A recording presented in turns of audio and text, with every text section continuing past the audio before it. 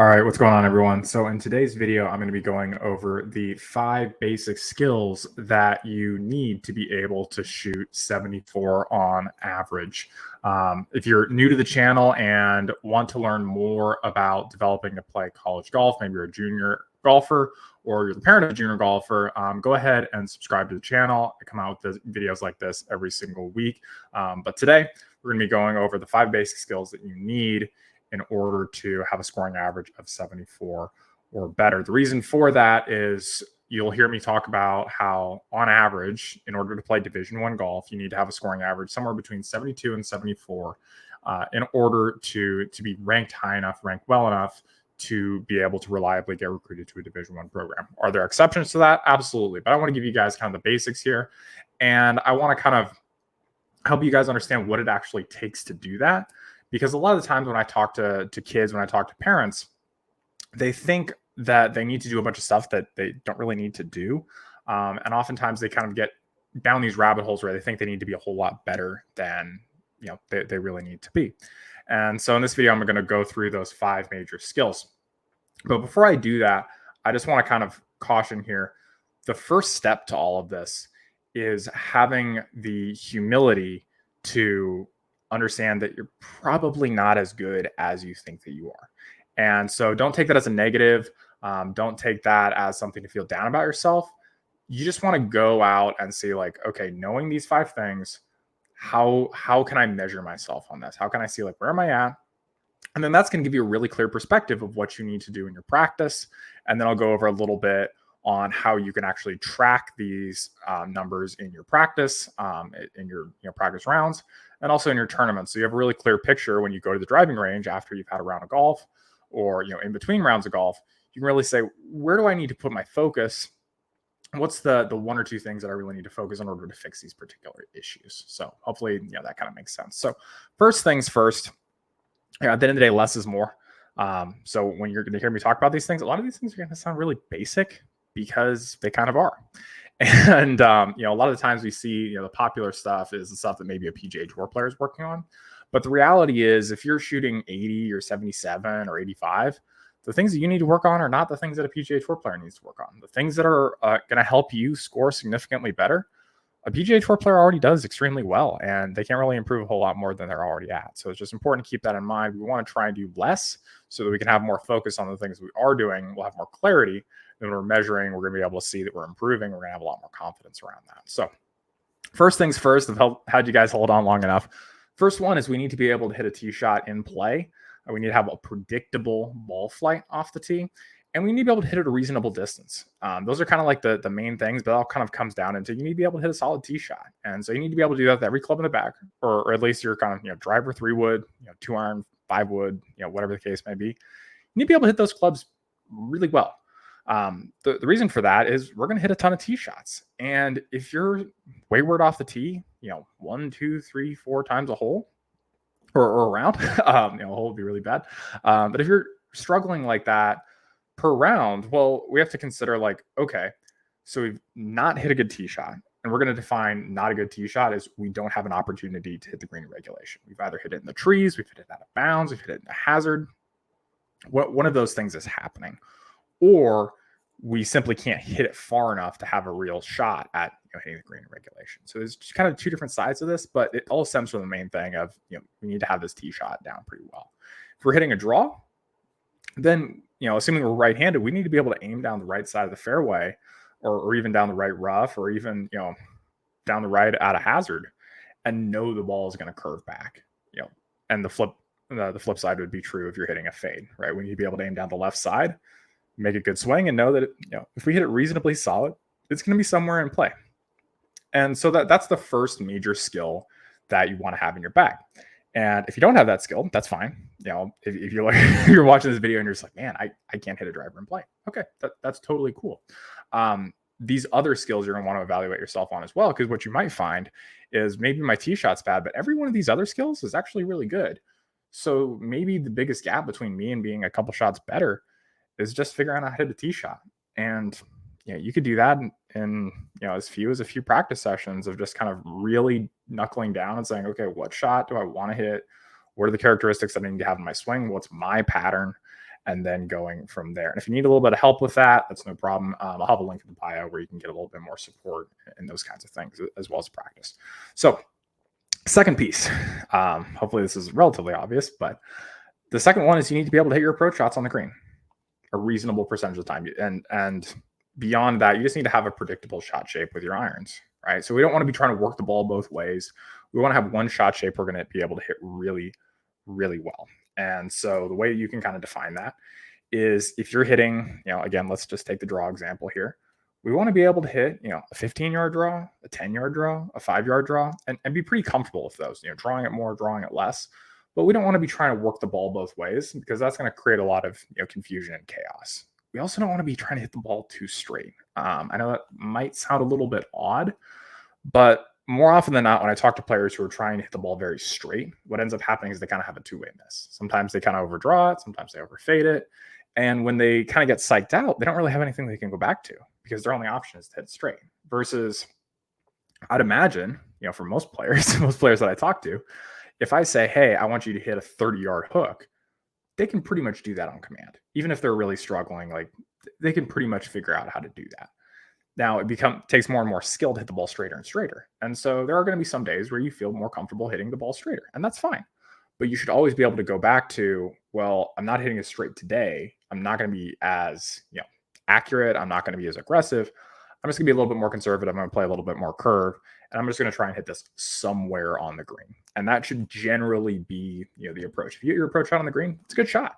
When we think about, junior golf, when we think about golf overall, if we're on the green in 2, the probability that we make par at least is pretty high. Sometimes we're going to make birdie. Every now and then we're going to 3-putt, but the probability to make par is pretty good. And for the most part, making par, assuming we've got a scoring average of 74, right? That's gaining shots, right? So if we put these first two pieces together, if you can hit the ball in play a reasonable distance and you're able to hit the ball on the green consistently, we've done a lot of the work that we're already going to need to do on the hole. And so again, we want to be more particular about what each one of those shots are. Maybe we have our driver we can hit really well. Maybe we can hit our 2-iron really well, but we struggle with our 3-wood. Okay, put a little bit more focus there. In the same sense, we might be really good with our wedges, but we might struggle with our mid-irons, or vice versa. We might be really good with our mid-irons because we hit a bunch of 7-irons on the driving range, but if you give a 90-yard wedge shot, maybe you struggle there. So it's being able to identify within those skills, where specifically do you need to focus and kind of where you're at right now, where you need to get to. But that's really fundamentally the second important skill is you're able to hit one ball flight consistently and you're able to hit the green a reasonable percentage of the time. The average green is about 20 yards wide. And so when you think about the average shot shape, every now and then you're going to hit a 30-yard slice or something like that if you hit a fade, but not that often. And so if you can just get really good at, 5-10-yard fade, well, you're going to be able to hit a ton of greens just by aiming at the left side of the green and seeing the ball fall back, or same thing if you're hitting a draw.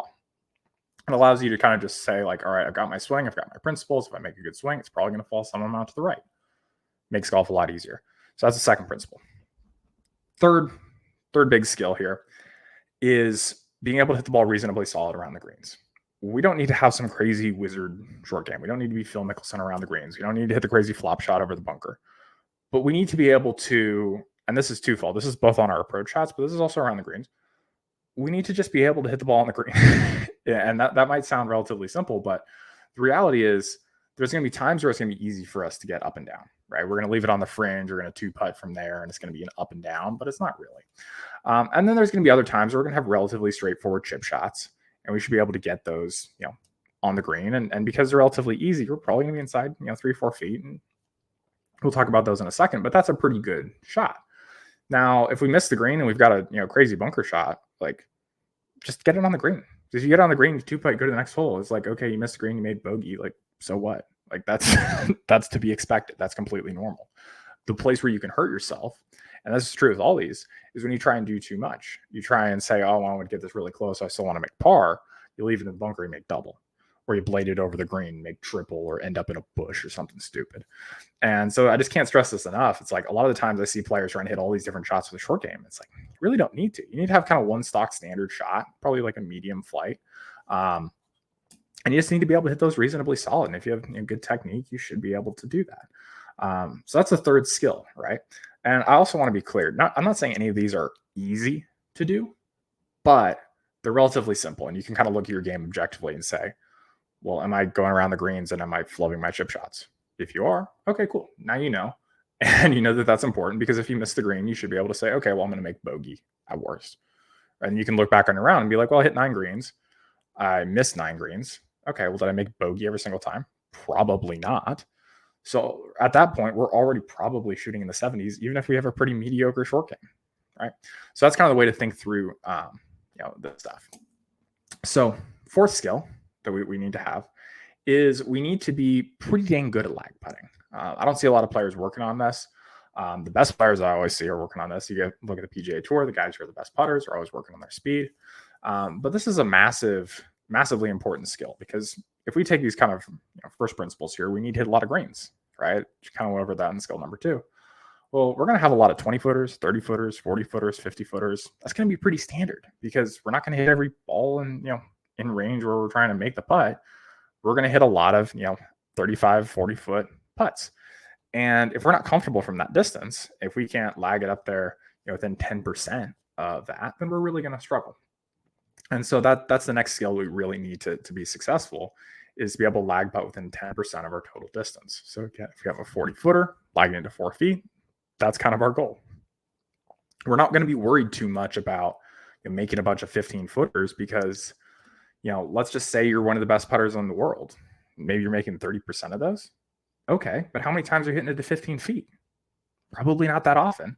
But a lot of times I talk to kids, they're like, oh, I need to hit it closer to 15 feet. Then I have to make more of those 15 footers in order to score. And it's like, well, you need to be able to do that to shoot 65, on a more regular basis, but you don't need to be able to do that to shoot 74 on a regular basis. And that's kind of what we want to be optimizing for. And I see that as kind of a common misconception where a player out there working on their 10 footers and they're frustrated that they don't make more of those and they don't hit their wedges closer. And they just kind of screw up basic shots. And so that's kind of what I want to help you guys through. So lag putting is huge. And then the last piece, hopefully you guys can guess this, is you need to be able to make your short putts. I would say inside 5 feet needs to be essentially automatic. I know that it's not 100%. That's not what it's going to be. But you need to be pretty dang high. You need to be pretty comfortable making, hitting your tee shot somewhere in play. Hit your approach shot on the green. You got a 40-foot putt, you roll to 4 feet, you make the 4 foot, you go to the next hole. That can't be a stressful hole. That's got to be kind of like, kind of boring. And that's the way that you kind of want to look at golf. And so this is going to, if you're able to master each one of these skills, you're going to be able to shoot pretty close to par most of the time. Because we got to consider here, sometimes we're accidentally going to hit it close, right? Sometimes we're going to hit it really close on our approach shot. Sometimes we're going to make long bombs, sometimes we're going to make a 35 footer. Sometimes we're going to chip in. We're going to have par 5. Some of those you might be able to get 2 and 2, or you might be able to chip up on and make birdie there. We're going to have good things happen for us. But if we're able to approach the game like this, what's happening is we're probably hitting a decent number of greens. And when we miss the green, well, we're at least making bogey. So we've kind of limited our danger there. We're not really 3-putting that often, if ever. And we're just kind of putting ourselves in a position where if you have that day where you score really, really well on a few holes, you make a few birdies, you get lucky a few times. Well, now you can look out and be like, oh, well, I kind of played a pretty clean round and I had 5 birdies. I shot 67, right? And that's really what high level golf looks like. If you had the opportunity to ever play with someone who shoots low scores, what you'll often find is it's not that they hit every shot perfect. It's that they don't really ever put themselves in that much trouble. And so it gives them the opportunity that when they do hit a good shot, then they're able to really capitalize on it. I see this all the time with players where they might have 8 birdies on their card, but then they have 8 bogeys or doubles or triples or stuff like that. And you don't want to be that player. It's fine if that happens for you on a particular round, but you don't want to build your game around that. You don't want to identify with that. And so if you just follow these 5 basic principles, then you're going to be able to be very successful in your game. And not just that, you're going to be able to look at every single round and be like, well, was I hitting my tee shots in play? Well, there are 3 of them that I didn't. Okay, well, that probably cost me a few shots.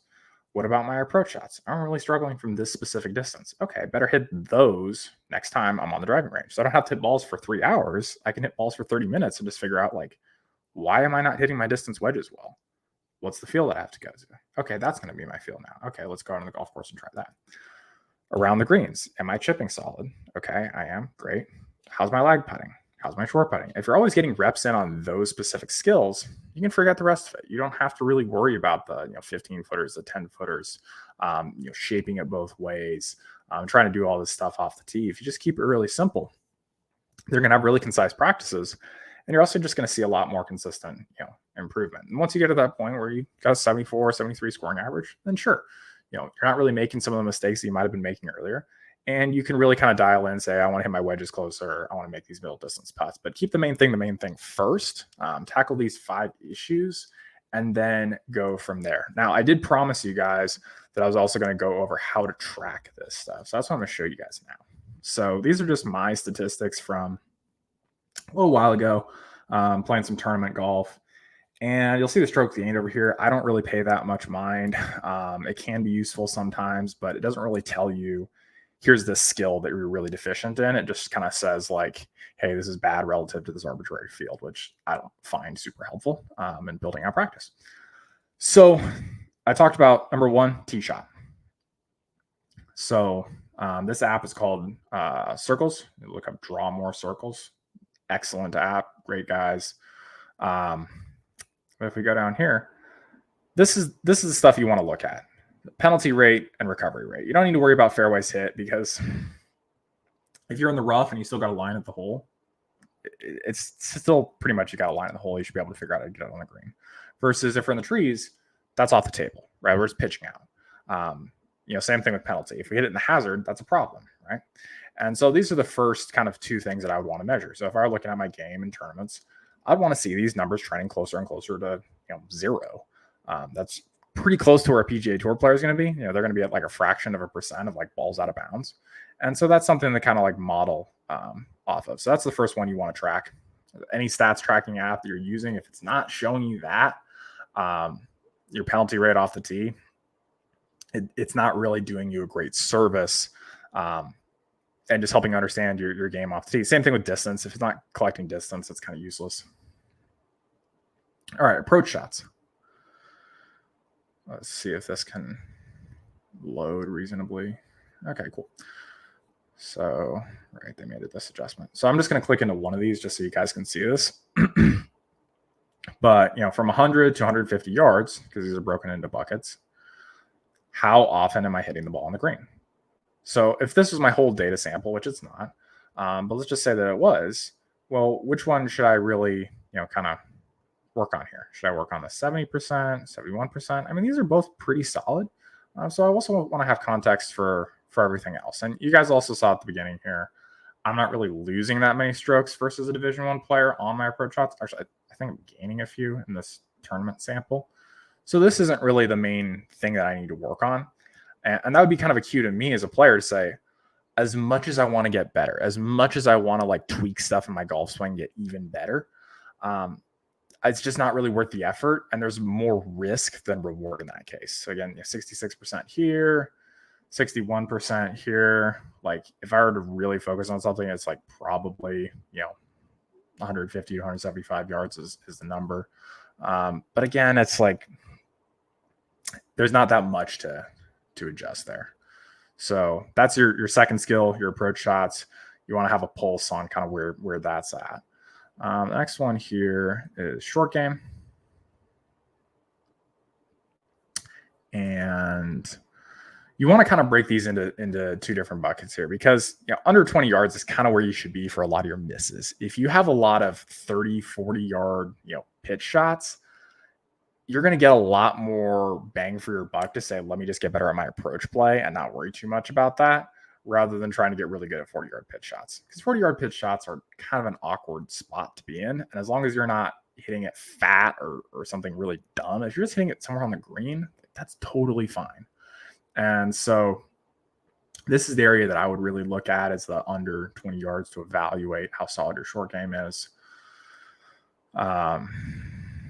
So you're going to want to look mainly at 2 different things. Scrambling is going to be the easiest one to look at, because then you can also say to yourself and be like, hey, well, if I'm diligent about where I'm missing this ball, if I'm inside 10 yards, I'm still getting it up and down. So that kind of even expands kind of where you can miss it in your mind. But that's the next place you'd want to be evaluating. And then lastly, we're going to go over to putting. Also, just go honorable mention here. Greens and regulation is just a really great metric to know for your game. If it can be 66%, 70%, north of 70%, that's going to be really good.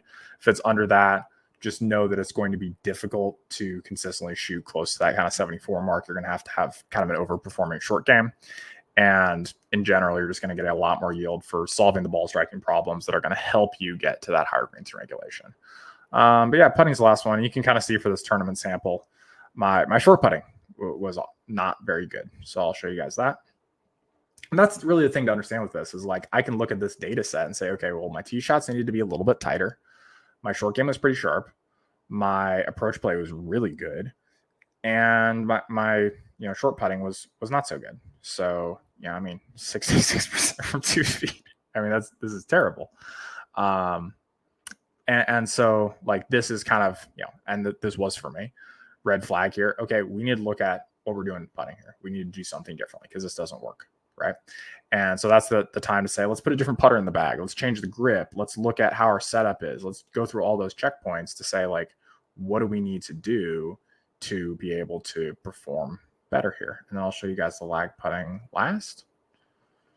Let's pull this up again. That's what I like about Circles too, is they do a really great job with the lag putting data. Not every tool will tell you exactly what your second putt distance is, but that's really the best way to evaluate your lag putting, not so much your just overall 3-putt rate. Because 3 putts could be because you miss short putts or because you're bad at lag putting. But if you don't know, it's not super helpful, or it's not as helpful as it could be.